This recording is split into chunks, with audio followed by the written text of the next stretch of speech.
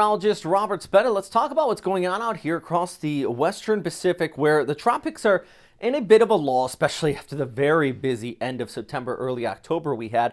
But there are still a few areas we're watching. First and foremost, it's all about that cold surge. Tokyo dropped about 10 to 15 degrees for their high in just the past 24 hours.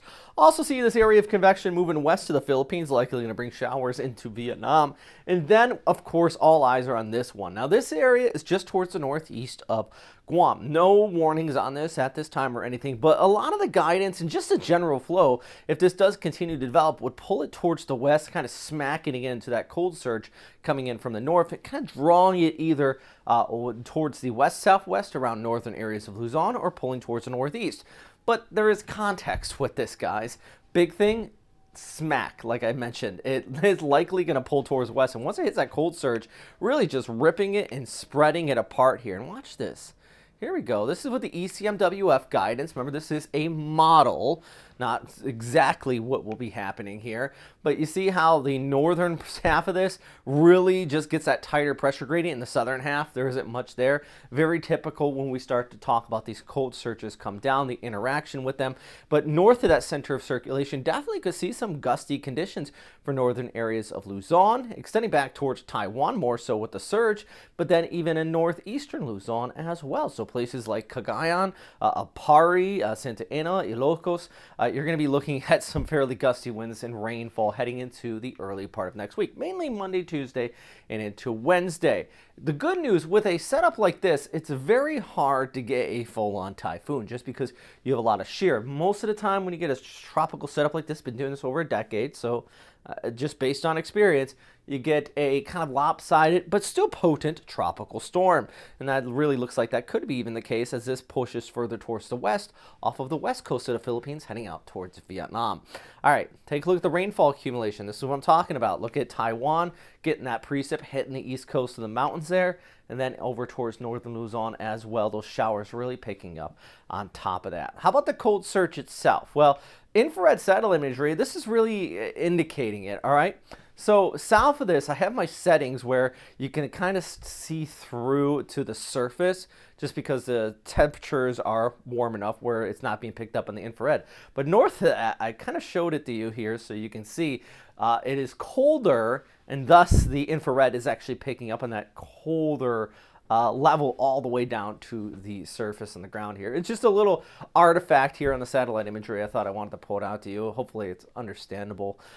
Taking a look though at that cold surge coming down. Here we go. There's the leading edge, that tighter pressure gradient as our Siberian high tries to penetrate and bubble off and pushes down here, interacting with our troughing out there into the tropics. And you can kind of get a good idea of what I'm talking about. All right, I do want to show you this graphic. And hey guys, this is the ensemble. It's long range.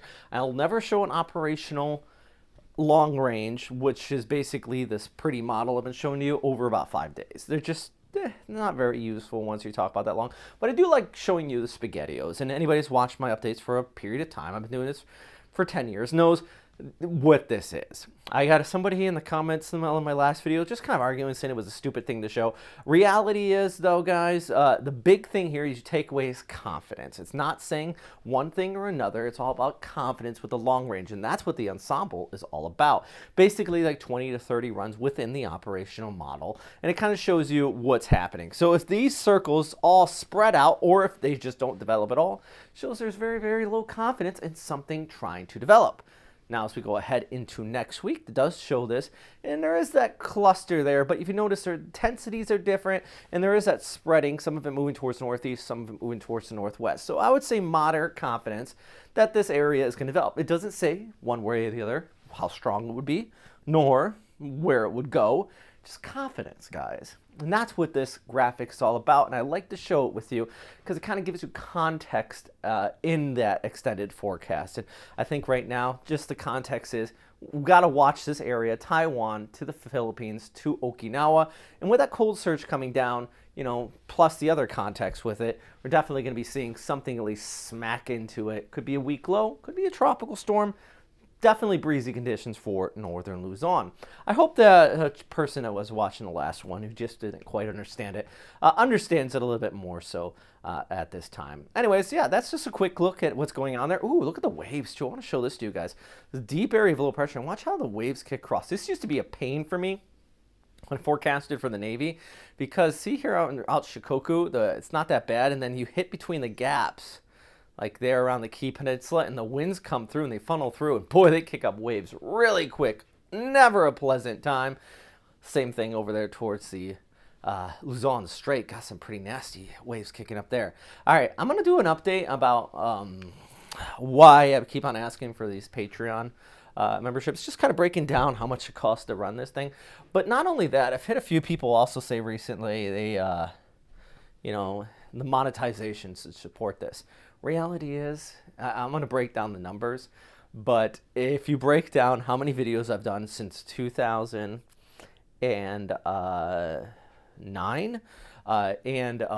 just the time it takes, and then the amount of money I've made on YouTube for it, because these videos, they get a couple thousand views, but not a lot. It's like I'm making like 5 cents an hour, or if that. So I'm going to break it all down. My point is, that's why just about a year ago I started asking for Patreon support, and some of you really have been donating. Garmin and donates just a crazy amount of money, and I can't thank you guys enough for that. You have our typhoons, which are $6, $10 a month for our super typhoons, and guys, you're the reason why. Just in the past year, I've been able to upgrade these graphic packages and just make them look so much better. So big thanks for everybody here as well. Anyways, just if you watch through that, then I'll give you a quick look at one of our great graphic packages, and that is, you know, our flyovers here in Manila. You got thunder with not much wind. And tomorrow, as we go into Saturday, still looking A-OK, high of 30 there, even over towards Sunday as well. The cool surge not going to quite make it to Manila, but it will move through Okinawa. And look at this as we go ahead through Saturday to Sunday. Those winds picking up out of the north at about 30 kilometers per hour. Solid breeze. Same over towards Taiwan. Overcast clouds. And then as we go over towards Tokyo, I mentioned that there was that temperature drop. Look at their high today. Just 17 degrees with a northwest wind at about 27 kilometers per hour. It does gradually warm back up as that high pressure settles, and you do get more sunshine over that area. Anyways, that's all for today. If you have any questions, comments, or suggestions, please let me know. As always, big thanks for everybody, like I mentioned, that does support this channel. If you do want to just hit that like and subscribe button, I gotta ask, then it helps feed the YouTube algorithm monster. Then just check that out. Anyways, that's all for today. As always, stay safe out there, and thanks for watching.